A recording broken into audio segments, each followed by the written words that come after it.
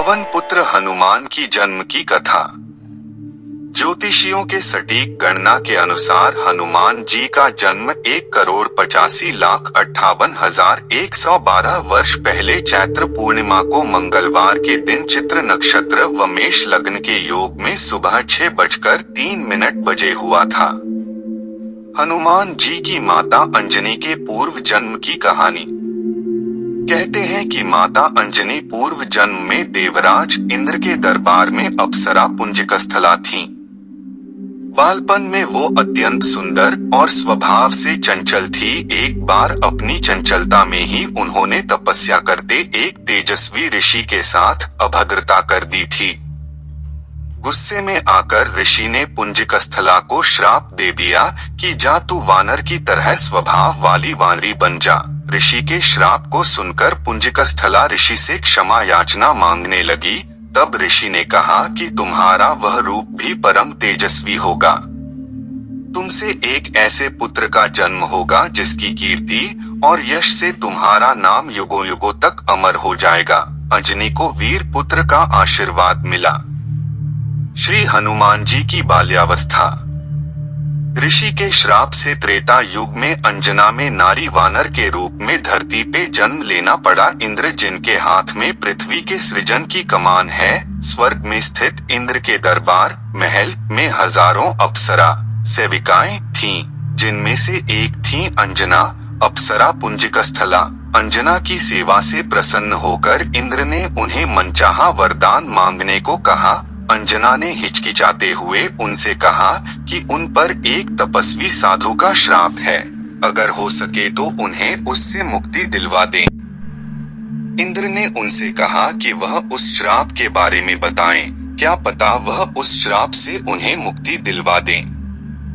अंजना ने उन्हें अपनी कहानी सुनानी शुरू की। अंजना ने कहा, बालपन में जब मैं खेल रही थी तो मैंने एक वानर को तपस्या करते देखा। मेरे लिए यह एक बड़ी आश्चर्य वाली घटना थी, इसलिए मैंने उस तपस्वी वानर पर फल फेंकने शुरू कर दिए। बस यही मेरी गलती थी, क्योंकि वह कोई आम वानर नहीं बल्कि एक तपस्वी साधु थे। मैंने उनकी तपस्या भंग कर दी और क्रोधित होकर उन्होंने मुझे श्राप दे दिया कि जब भी मुझे किसी से प्रेम होगा तो मैं वानर बन जाऊंगी। मेरे बहुत गिड़गिड़ाने और माफी मांगने पर उस साधु ने कहा कि मेरा चेहरा वानर होने के बावजूद उस व्यक्ति का प्रेम मेरी तरफ कम नहीं होगा।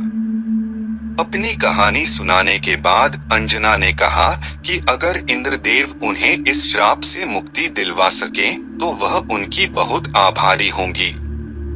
इंद्रदेव ने उन्हें कहा कि इस श्राप से मुक्ति पाने के लिए अंजना को धरती पर जाकर वास करना होगा, जहां वह अपने पति से मिलेंगी। शिव के अवतार को जन्म देने के बाद अंजना को इस श्राप से मुक्ति मिल जाएगी। इंद्र की बात मानकर अंजना धरती पर आई और केसरी से विवाह। इंद्र की बात मानकर अंजना धरती पर चली आई। एक शाप के कारण उन्हें नारी वानर के रूप में धरती पे जन्म लेना पड़ा। उस शाप का प्रभाव शिव के अंश को जन्म देने के बाद ही समाप्त होना था और एक शिकारन के तौर पर जीवन यापन करने लगी। जंगल में उन्होंने एक बड़े बलशाली युवक को शेर से लड़ते देखा और उसके प्रति आकर्षित होने लगी। जैसे ही उस व्यक्ति की नजरें अंजना पर पड़ी, अंजना का चेहरा वानर जैसा हो गया। अंजना जोर जोर से रोने लगी। जब वह युवक उनके पास आया और उनकी पीड़ा का कारण पूछा तो अंजना ने अपना चेहरा छिपाते हुए उसे बताया कि वह बदसूरत हो गई हैं। अंजना ने उस बलशाली युवक को दूर से देखा था, लेकिन जब उसने उस व्यक्ति को अपने समीप देखा तो पाया कि उसका चेहरा भी वानर जैसा था। अपना परिचय बताते हुए उस व्यक्ति ने कहा कि वह कोई और नहीं वानर राज केसरी हैं, जो जब चाहे इंसानी रूप में आ सकते हैं। अंजना का वानर जैसा चेहरा उन दोनों को प्रेम करने से नहीं रोक सका और जंगल में केसरी और अंजना ने विवाह कर लिया। केसरी एक शक्तिशाली वानर थे जिन्होंने एक बार एक भयंकर हाथी को मारा था। उस हाथी ने कई बार असहाय साधु संतों को विभिन्न प्रकार से कष्ट पहुंचाया था। तभी से उनका नाम केसरी पड़ गया। केसरी का अर्थ होता है सिंह। उन्हें कुंजर सुदान, हाथी को मारने वाला के नाम से भी जाना जाता है। पंपा सरोवर। अंजना और मतंग ऋषि पुराणों में कथा है कि केसरी और अंजना ने विवाह कर लिया पर संतान सुख से वंचित थे। अंजना अपनी इस पीड़ा को लेकर मतंग ऋषि के पास गई।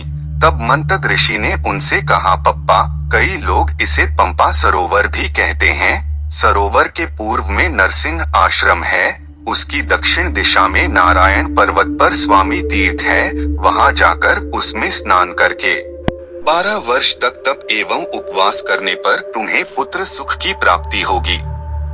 अंजना को पवन देव का वरदान। मतन रामायण कालीन एक ऋषि थे जो शबरी के गुरु थे।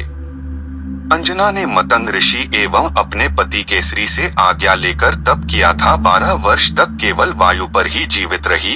एक बार अंजना ने शुचि स्नान करके सुंदर वस्त्राभूषण धारण किए। तब वायु देवता ने अंजना की तपस्या से प्रसन्न होकर उस समय पवन देव ने उसके कर्णरंध्र में प्रवेश कर उसे वरदान दिया कि तेरे यहाँ सूर्य, अग्नि एवं सुवर्ण के समान तेजस्वी, वेद वेदांगों का मर्मज्ञ, विश्ववंद्य महाबली पुत्र होगा। अंजना को भगवान शिव का वरदान। अंजना ने मतंग ऋषि एवं अपने पति केसरी से आज्ञा लेकर नारायण पर्वत पर स्वामी तीर्थ के पास अपने आराध्य शिव की तपस्या में मग्न थीं। शिव की आराधना कर रही थीं। तपस्या से प्रसन्न होकर शिव ने उन्हें वरदान मांगने को कहा। अंजना ने शिव को कहा कि साधु के श्राप से मुक्ति पाने के लिए उन्हें शिव के अवतार को जन्म देना है, इसलिए शिव बालक के रूप में उनकी कोख से जन्म लें। कर्नाटक राज्य के 2 जिले कोप्पल और बेल्लारी में रामायण काल का प्रसिद्ध किष्किंधा। तथास्तु कहकर शिव अंतर ध्यान हो गए। इस घटना के बाद एक दिन अंजना शिव की आराधना कर रही थीं और दूसरी तरफ अयोध्या में इक्ष्वाकु वंशी महाराज अज के पुत्र और अयोध्या के महाराज दशरथ अपनी 3 रानियों के कौशल्या, सुमित्रा और कैकेयी साथ पुत्र रत्न की प्राप्ति के लिए श्रृंगी ऋषि को बुलाकर पुत्र कामेष्टि यज्ञ के साथ यज्ञ कर रहे थे। यज्ञ की पूर्णाहुति पर स्वयं अग्निदेव ने प्रकट होकर श्रृंगी को खीर का एक स्वर्ण पात्र, कटोरी दिया और कहा, ऋषिवर, यह खीर राजा की 3 रानियों को खिला दो। राजा की इच्छा अवश्य पूर्ण होगी, जिसे 3 रानियों को खिलाना था। लेकिन इस दौरान एक चमत्कारिक घटना हुई। एक पक्षी उस खीर की कटोरी में थोड़ा सा खीर अपने पंजों में फंसा कर ले गया और तपस्या में लीन अंजना के हाथ में गिरा दिया।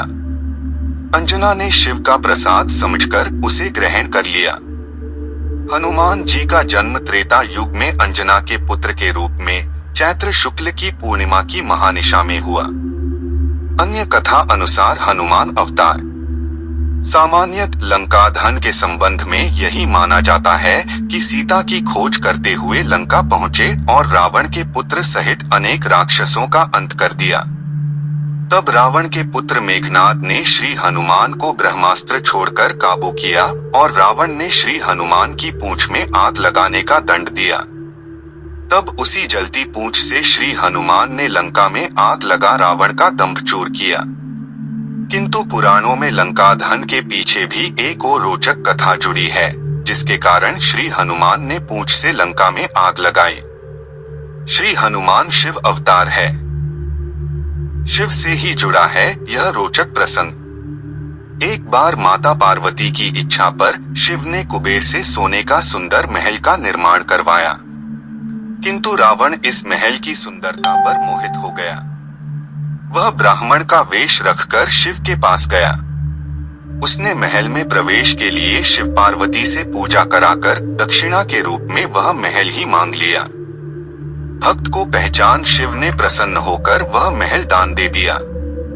दान में महल प्राप्त करने के बाद रावण के मन में विचार आया कि यह महल असल में माता पार्वती के कहने पर बनाया गया, इसलिए उनकी सहमति के बिना यह शुभ नहीं होगा। तब उसने शिवजी से माता पार्वती को भी मांग लिया और भोले भंडारी शिव ने इसे भी स्वीकार कर लिया। जब रावण उस सोने के महल सहित मां पार्वती को ले जाना लगा, तब अचंभित और दुखी माता पार्वती ने विष्णु को स्मरण किया और उन्होंने आकर माता की रक्षा की। जब माता पार्वती अप्रसन्न हो गई तो शिव ने अपनी गलती को मानते हुए मां पार्वती को वचन दिया कि त्रेतायुग में मैं वानर रूप हनुमान का अवतार लूंगा, उस समय तुम मेरी पूंछ बन जाना। जब मैं माता सीता की खोज में इसी सोने के महल यानी लंका जाऊंगा तो तुम पूंछ के रूप में लंका को आग लगाकर रावण को दंडित करना।